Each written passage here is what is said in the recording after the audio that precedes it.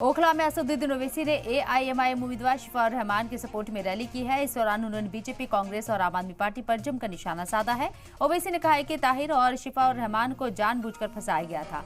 ओवैसी ने कहा कि जो लोग ये दावा करते हैं कि ओवैसी वोट काटते हैं, तो हम ये कहना चाहते हैं कि हम लोकसभा चुनाव में दिल्ली में नहीं लड़े थे, फिर भी दिल्ली में बीजेपी कैसे जीती थी।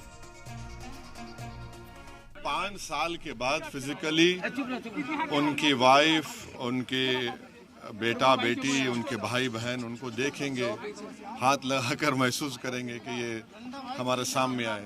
तो ये तो इलेक्शन कैंपेन है, चलेगा, मगर उससे ज़्यादा ये जो एक ह्यूमैनिटेरियन इशू है कि 5 साल से ना केस चलता है, ना आगे बढ़ता है, कोर्ट में चलता है। आज वो आए हैं, कोर्ट का फैसला है, तो कैंपेन भी करेंगे अपने प्रचार के लिए। आप बताइए कि पार्लियामेंट चुनाव हम लड़े थे। अच्छा, आपकी जबान से नाम क्यों नहीं निकल रहा शिफा का, और क्यों नहीं निकल रहा नाम तुम्हारा? डर रहे तुम? किस लिए डर रहे तुम? 2 सीट तो लड़ रहे हैं, इतनी पेचिश क्यों हो रही है? असद भाई, लेकिन अमानतुल्लाह ने आपका नाम लेकर के कहा कि असदुद्दीन ओवैसी दिल्ली दंगों में कहा गया था, वो आया है वोट बांटने के लिए, सीट भाजपा को देने के लिए, बीजेपी को देने के लिए आया है। छोड़िए ना, बच्चों को अपनी हद में रहना चाहिए।